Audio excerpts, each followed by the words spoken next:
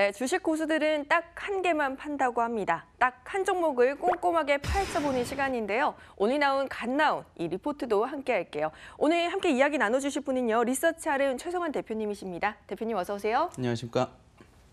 네, 오늘 또 리서치알음의 리포트 주제부터 한번 확인을 해볼게요. 육개 가격 급등의 수혜주. 아무래도 닭고기 관련 기업이 아닐까 싶은데요. 동호팜투 테이블이라고 합니다. 앞서서 저희가 이 기업에 대해서 이야기하기 전에 왜 닭고기 가격이 급등했을까? 그 배경 이유부터 알아야 할 것 같은데요. 예, 원래 저희가 6월 달에도 한번 이 자리를 빌어가지고 소개시켜드린 적이 있었거든요. 네. 월드컵을 앞두고 이런 6개 계열 업체들, 국내에 상장되어 있는 업체들이 하림이라든지 체리브로, 마니커 이런 업체들이 있거든요. 이 중에서도 이제 동호팜투 테이블에 대해서 저희가 좀 주목하고 있는 상황인데 지금 6월 달에 월드컵이 있으면서 상당히 이 야식 시간에 이제 월드컵 경기가 이루어지다 보니까 소비량이 많이 급증하면서 가격이 또 많이 올라갈 것으로 판단을 했었습니다.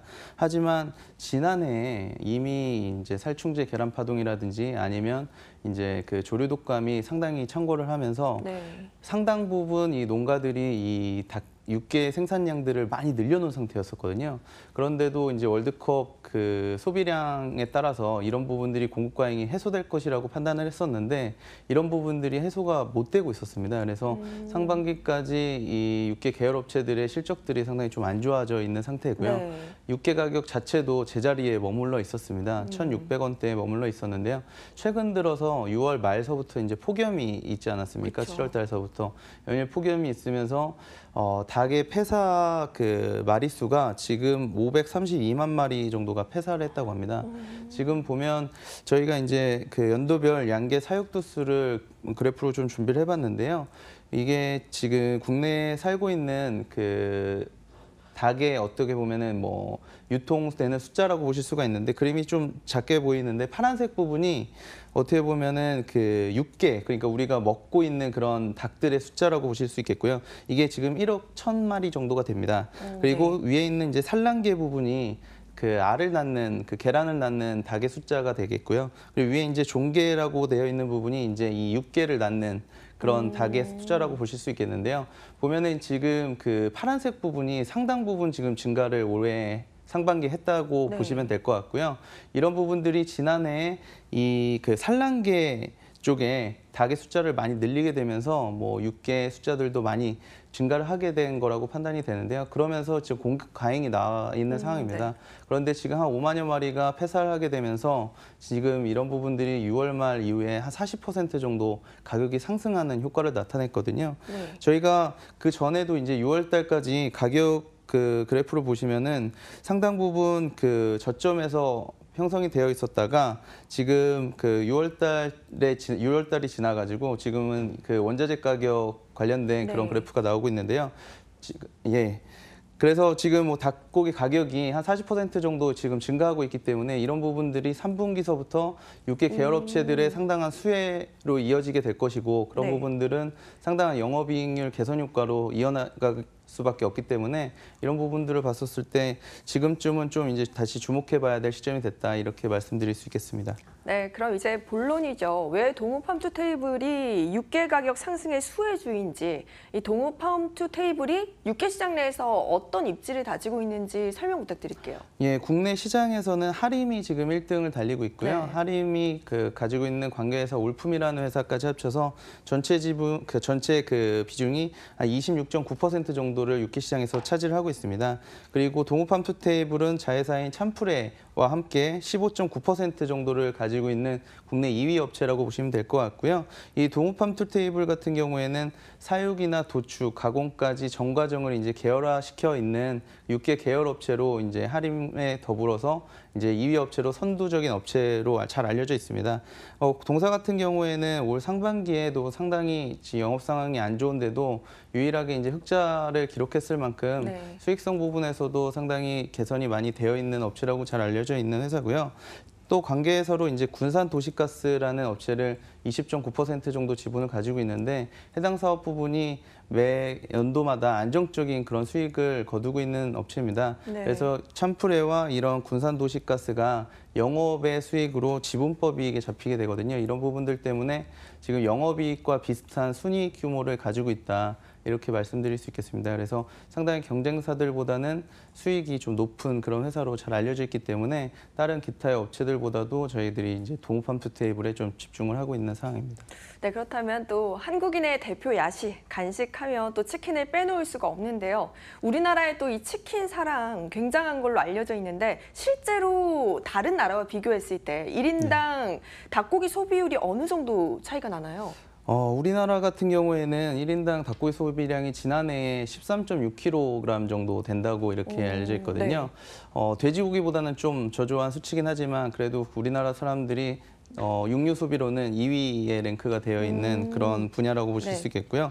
미국 같은 경우에는 46kg 정도를 소비를 한다고 합니다. 1인당요. 네. 그리고 뭐 홍콩이라든지 싱가포르 같은 경우도 44kg 정도대를 소비를 하고 있거든요. 그런데 우리나라로 그 비교를 해보면 한 30% 정도 수준밖에 아직 안 되기 때문에 네. 앞으로 많이 이제 성장할 룸이 높다고 판단이 되고 있습니다. 그리고 뭐 지금 국내에 있는 이 닭고기 소비량을 전망한 수치들을 봤었을 때도 2020년까지 뭐 15kg 이상까지도 계속 성장할 것으로 보고 있기 때문에 앞으로 이런 닭고기 소비량이 증가함에 따라서 해당 업체들이 수혜를 볼 수 있을 것 같고 가장 중요한 거는 이제 그 공급 과잉이 됐었을 때 가격이 떨어지게 되면 수익이 좀 안 나오는 그런 구조에 있기 때문에 여태까지 저평가되어 있었던 거였거든요. 네. 그런데 지금 본격적으로 가격이 좀 올라가고 있는 그런 시점에 있기 때문에 지금은 다시 한번 이제 그 재평가받을 수 있는 시점에 와 있다. 이렇게 좀 말씀드릴 수 있겠습니다. 네, 그러면 또 닭고기 가격이 영향을 받는 것이 지금 또 곡물 가격이 하락하고 있다는 점, 그리고 또 원달러 환율이 안정세 보이는 점이 큰 영향을 미칠 것 같아요. 이 네. 요소들이 어떤 영향력을 끼치고 있나요? 우리가 지금 닭을 다 사육서부터 시작을 하기 때문에 사료가 상당한 그런 원가에 차지하는 비중이 높거든요.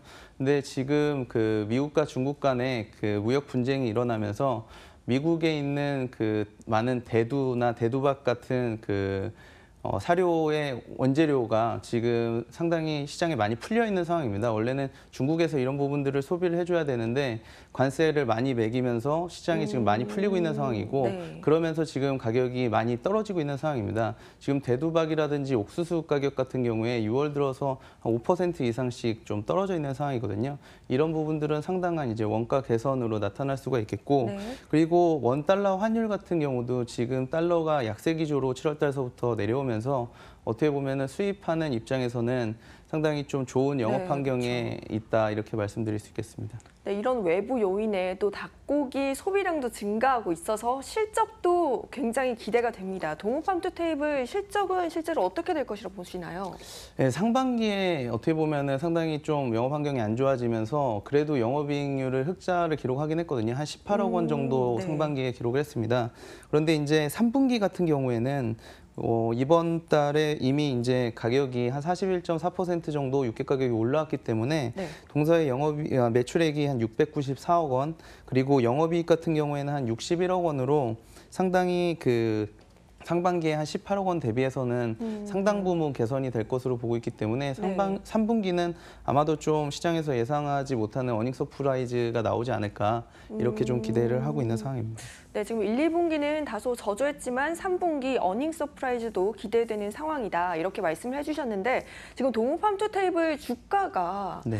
좀 많이 떨어졌다가 7월 말을 기점으로 이렇게 반등세를 보여주고 있더라고요. 네. 앞으로의 뭐 이런 주가 흐름에 대한 전망이라든지 적정 주가는 어떻게 보시나요?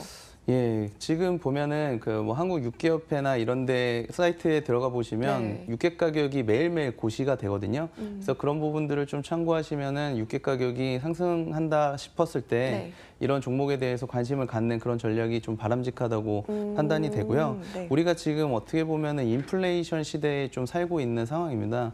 지금 보면은 추석 물가 때문에 걱정들도 많이 하시는데 지금 그 닭고기 가격이 이렇게 급등한 데에 따른 그런 뭐 여러 가지 요소들이 있겠지만 네. 보면은 이런 그 가격이 올라간다고 했었을 때 수혜를 보는 업종들이 또 분명히 있거든요. 또 그쵸. 이런 부분들을 또 잘 참고하셔서 해당 업체에 주목해 보시면 좋을 것 같고요. 동사에 대해서 저희들은 이제 긍정적인 주가 전망을 하고 있는데 내년에 이제 올해는 상반기에 너무 좀 안 좋았었기 때문에 네. 내년에 그 전체적으로 실적을 기준으로 했었을 때 EPS가 675원 정도가 나오더라고요. 그래서 거기에 이제 경쟁 업체들의 그런 PER 수준이 네. 한 8배 정도에서 형성이 되어 있기 때문에 동사에 대한 그 적정 주가를 한 5,400원 정도로 보고 있습니다. 그래 현재 주가 대비해서는 한 40% 이상 좀 업사이드가 있다고 이렇게 좀 판단하고 있는 상황입니다. 네, 동호팜투테이블 지금 다소 저평가된 영향이 있기 때문에 앞으로 내년까지 쭉 성장하는 모습 한번 기대해봐도 좋을 것 같습니다. 그리고 말씀하셨듯이 유가 가격도 이렇게 정기적으로 체크해보는 점 투자에 도움이 될 것 같습니다. 지금까지 리서치하름 최성환 대표님과 함께 동호팜투테이블에 대해서 꼼꼼하게 분석해봤습니다. 대표님 말씀 고맙습니다. 감사합니다.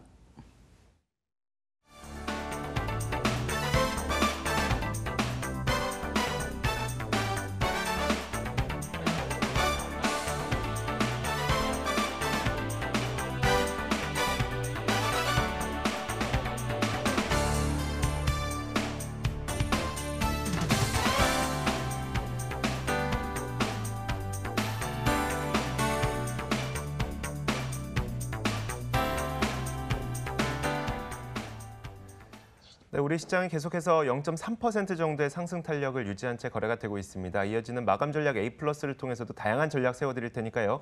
이어지는 코너도 프로그램도 많은 시청 부탁드리도록 하겠습니다. 저희는 내일 찾아뵙겠습니다. 시청해주신 여러분 고맙습니다.